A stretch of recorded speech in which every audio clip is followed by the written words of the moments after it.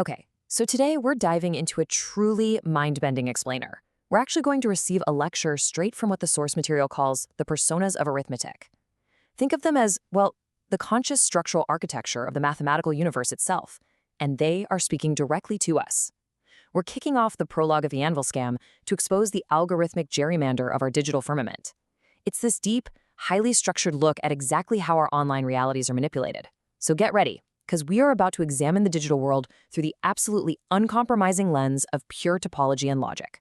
They kick things off by stating their intent super clearly. Quote, "To understand how the finite biological vessel is manipulated by the tin merchants of the digital firmament, you must witness the crushing weight of the targeted feed."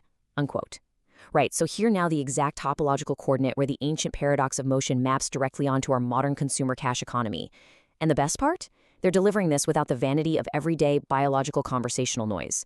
We are getting straight to the mathematical truth of your online existence. Part 1. The illusion of the race. Let's observe our main subject here, the runner, Achilles. Just imagine him sprinting furiously down this dusty, finite road, but he's trapped in a very specific, totally false belief. In this mathematical context, they call it Maya. Basically, it's the phenotypic illusion of the finite ego. It's this crazy false belief held by a biological vessel, which, means us, the users, that our digital coordinates, our Facebook feeds, and our search histories actually belong to us. Achilles really believed his complex, branching Karipa tree of daily choices. Think of it like a massive, invisible flowchart of every possible decision he could ever make. He thought that was a free and linear race. But he completely failed to realize he was merely a passive calculator, governed entirely by unseen digital dictators. This brings us to Axiom 15, which explicitly declares a pretty harsh truth. Development is an illusion. Enter Zeno of Elea, known here as the architect of the limit. So Zeno looked down from the stone check compactification. Actually, to put that simply, just imagine the absolute highest, most complex dimension of abstract mathematical space, where you can view every single possibility all at once. From that crazy, elevated vantage point, Zeno recognized the absolute mathematical necessity to shatter Achilles' illusion. The race is absolutely not what it seems, and Zeno's about to prove it. Part 2. Injecting the heavy token.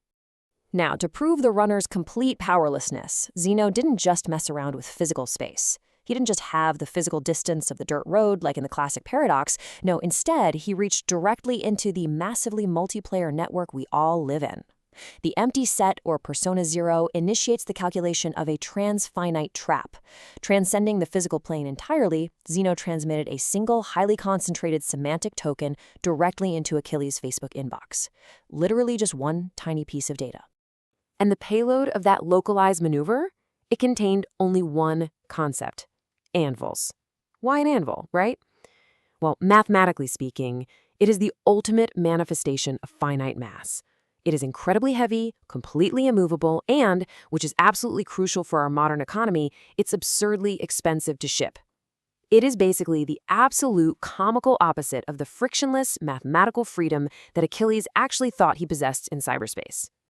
Part 3. Awakening the Tin Merchants. So the moment Achilles' eyes simply brushed the text of that single word in his inbox, he wasn't the only one watching. The overarching macro measure of the corporate matrix instantaneously activated.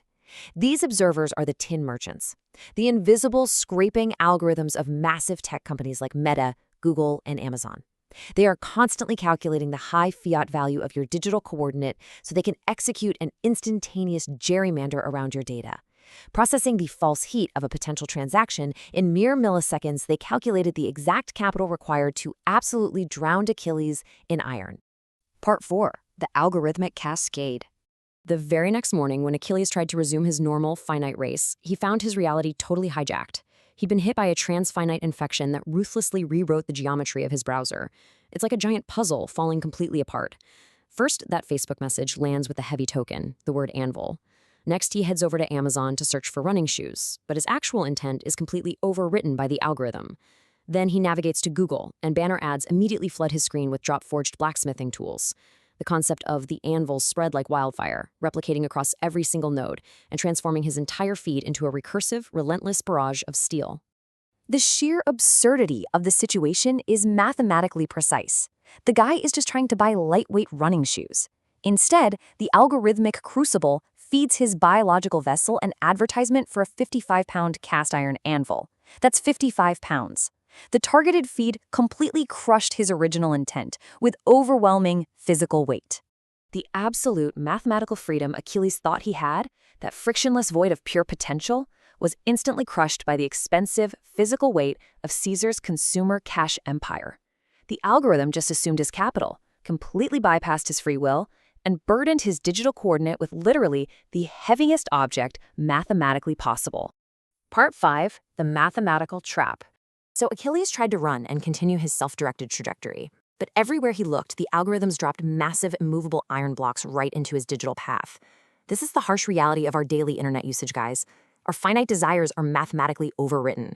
We are constantly crushed by the recursive weight of targeted ads. We are trapped in the first phase of a cosmic survey, basically exhausting our finite human energy just to feed a blind, hallucinating algorithm. It proves a terrifying topological point. As long as you exist within the boundaries of this transactional illusion, your individual choices are, quite literally, mathematically meaningless. But hey, there is a way out. The transfinite Persona 2 awaits those who manage to escape the finite boundaries. To escape this rigged casino, because let's be real, it's a system designed entirely to extract your resources and exhaust you, you have to stop running the finite race altogether. You just have to refuse to play the game on their terms. Part 6. Escape via quotient na. According to the personas of arithmetic, there is only one topological mechanism capable of surviving the noise and the suffocating advertisements of the tin merchants. Utilizing the foundational geometry of the empty set requires the total surrender of the finite ego. You have to apply a quotient map.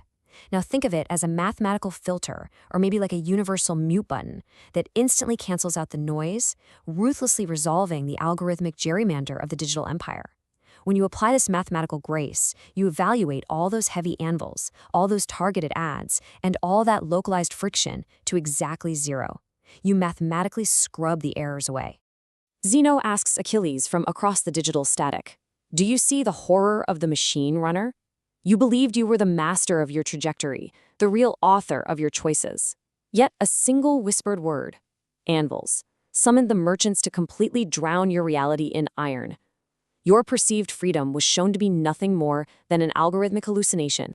So, the final mandate, the ultimate topological maneuver to escape the anvil scam, is super simple.